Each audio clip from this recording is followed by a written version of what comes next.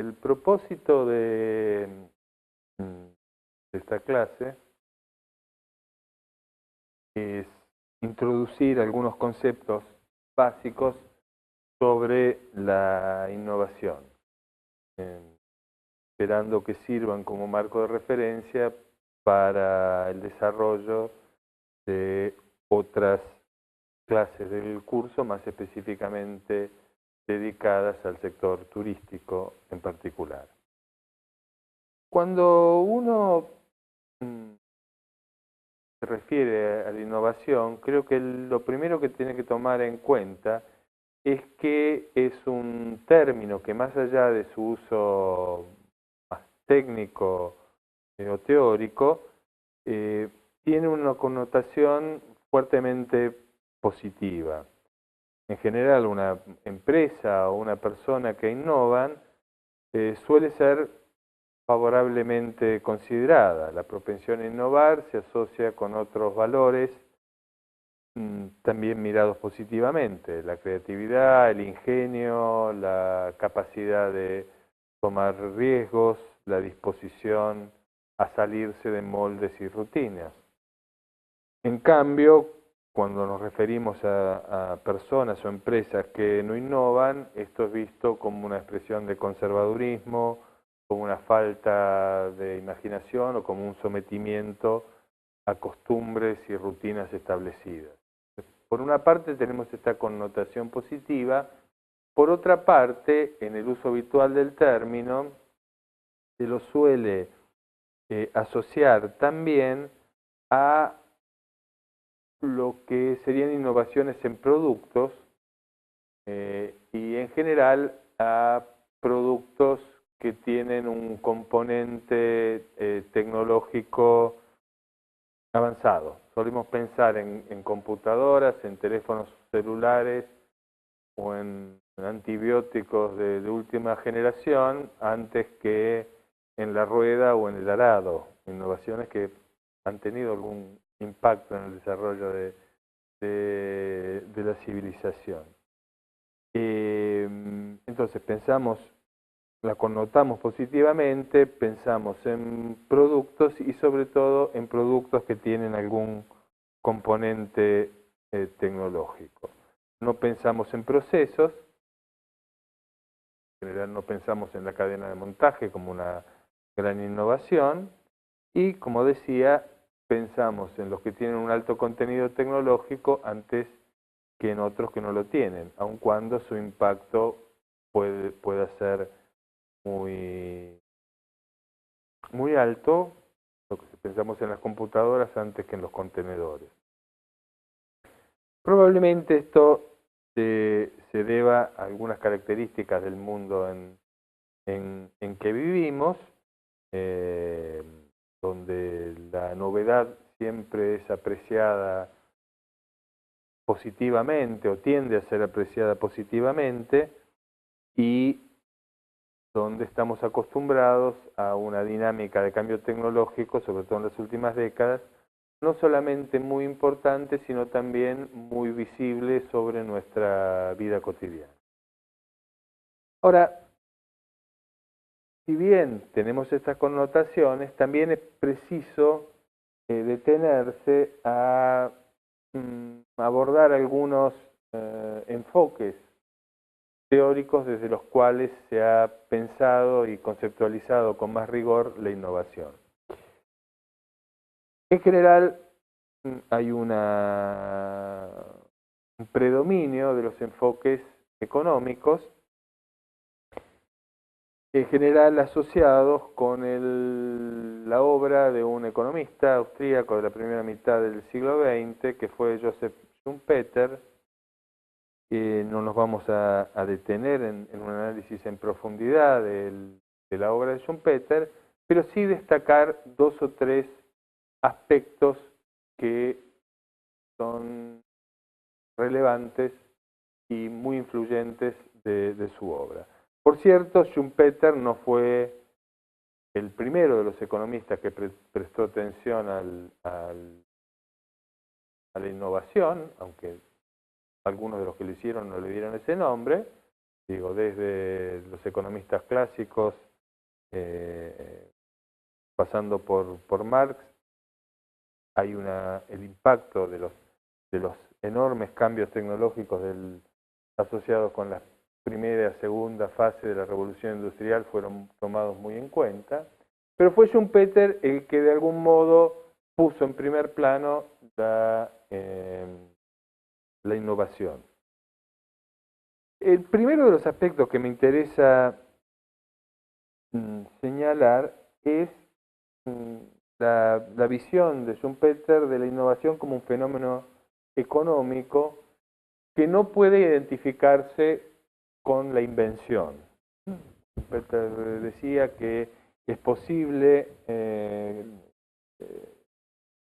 que la innovación es posible sin nada que pueda ser identificado como una invención, y la invención no conduce necesariamente a una innovación. Esta distinción es importante. Para Schumpeter la innovación, como decía, es un fenómeno económico que tiene que ver con la introducción de un nuevo producto en el mercado, el desarrollo de un nuevo método de producción, la comercialización de un producto, la conquista de una nueva fuente de insumos, etc. Ahora bien, es un fenómeno económico, pero no es un fenómeno económico cualquiera. Es un fenómeno definitorio en la dinámica de las sociedades, de las economías capitalistas, que son caracterizadas por lo que Schumpeter denomina el proceso de destrucción creadora.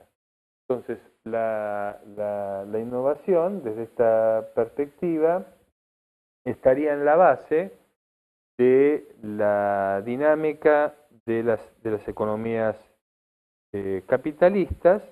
Para Schumpeter, la competencia que cuenta y que expresa esta dinámica es la que lleva consigo la aparición de nuevos productos, de una nueva técnica, de nuevos fuentes de abastecimiento. Las empresas que se inscriben en esta dinámica de un modo, si se quiere, más activo, son las que prosperan, sobreviven, y las que no lo hacen son las que fracasan y desaparecen. El tercero de los puntos, primero la definición de innovación como un fenómeno económico, segundo, el papel de la innovación en la dinámica de las economías capitalistas. El tercero sería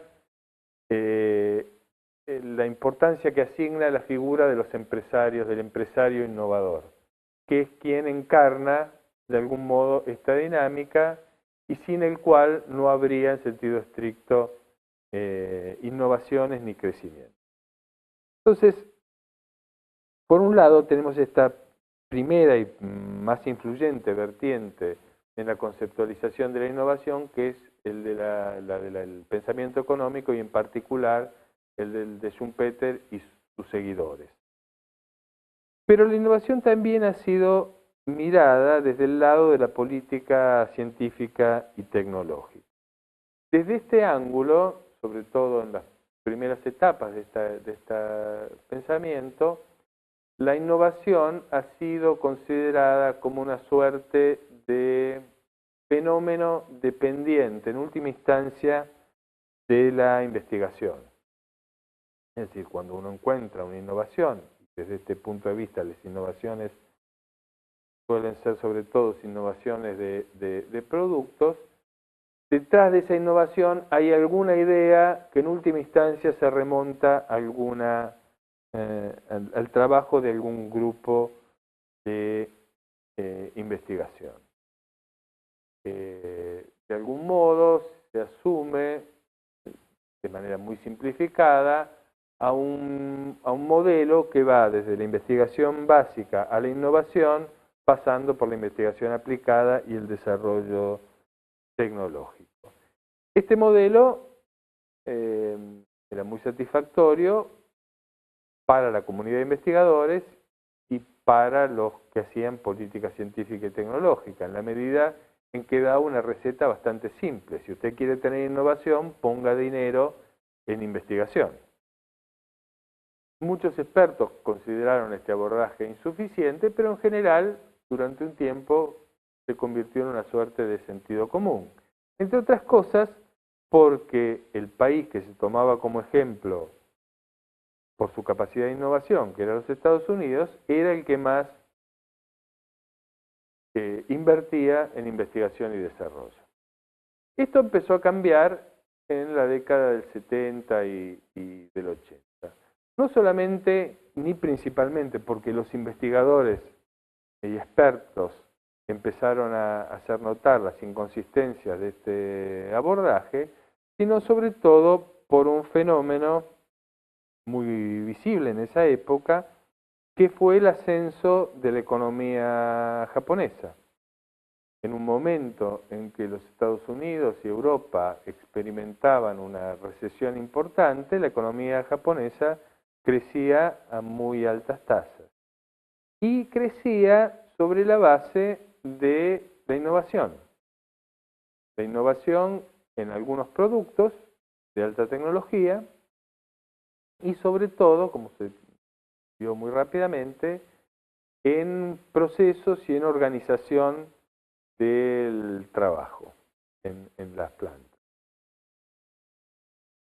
¿Por qué el ascenso japonés cuestionaba el modelo secuencial o lineal? Y básicamente porque Japón era muy fuerte en innovación y comparativamente débil en investigación.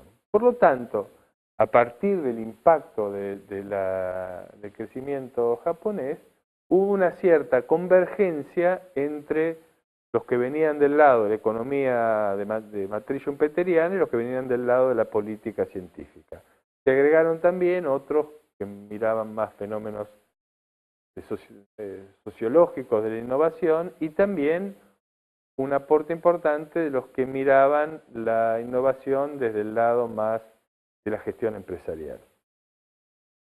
Entonces, sobre la base de esta convergencia de enfoques, hubo un proyecto importante en el marco de la Organización para la Cooperación y el Desarrollo Económico que condujo a la elaboración de lo que se llama el Manual de Oslo.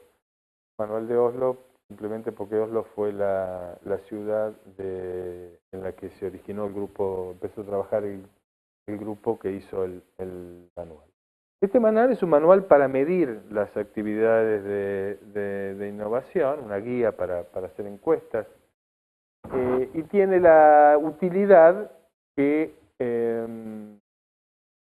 como todo manual con un propósito estadístico, tiene que ser muy cuidadoso en las definiciones y en las categorías que utiliza para analizar para medir el fenómeno que quiere analizar o el proceso que quiere analizar. Es un manual que se dirige exclusivamente a la innovación en empresas. Uno puede decir hay otras organizaciones que innovan, pero bueno, las empresas son importantes y además es muy difícil establecer un marco de medición común para organizaciones muy heterogéneas, son hospitales o empresas o instituciones educativas. Entonces se concentra en la innovación en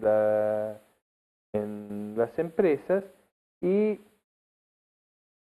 tiene algunos, y permite una aproximación bastante práctica a la innovación en empresas. En la definición de innovación del manual de Oslo, la voy a leer, no es una definición muy larga. Para el manual de Oslo, una innovación es la introducción de un producto, sea un bien o un servicio, o de un proceso nuevo o significativamente mejorado, o la introducción de un método de comercialización o de organización nuevo aplicado a las prácticas de negocio, a la organización del trabajo o a las relaciones externas de la empresa. Esta definición tiene tres componentes principales. El primero es un requisito de uso, es decir, no hay innovación si no hay aplicación, si no hay adopción por la empresa de un método, de una idea, de una forma de organización. Mientras no pase del papel a la práctica, no hay innovación. Este es un criterio importante y están un poco en la base de esta distinción entre invención e innovación. El segundo es el criterio de novedad. Y acá el manual parte de un criterio de novedad que es la novedad para la empresa. Es decir, la novedad no se confunde con la originalidad. Innovar en una empresa puede ser simplemente introducir un proceso o un método de organización que ya estaba siendo utilizado por otras empresas en el mismo sector o en otros sectores. Es decir, la innovación está pensada como mínimo, como lo que es nuevo para la empresa que innova. Después puede ser también nuevo para el mercado, nuevo para el mundo. Puede haber distintos niveles dentro de esta novedad, pero lo que es importante es que el nivel mínimo es la novedad para la empresa. ¿No? Nuevamente, me interesa señalar esto, no hace falta ser absolutamente original para innovar. ¿No? Simplemente tiene que ser nuevo para la empresa. Y el tercer criterio, que creo que está bien claro en la definición, es una tipología de innovaciones. Esto es, innovaciones de producto, innovaciones de proceso, innovaciones en la organización y innovaciones en la comercialización. Me parece que este marco de referencia, que se pone mucho más detalladamente en el manual y que se complementa con otros conceptos como el Sistema Nacional de Innovación o el Sistema Regional de Innovación, que trata de abordar las relaciones entre la empresa y su contexto, digo, este conjunto de ideas proporciona un marco básico de referencia para abordar el fenómeno de la innovación.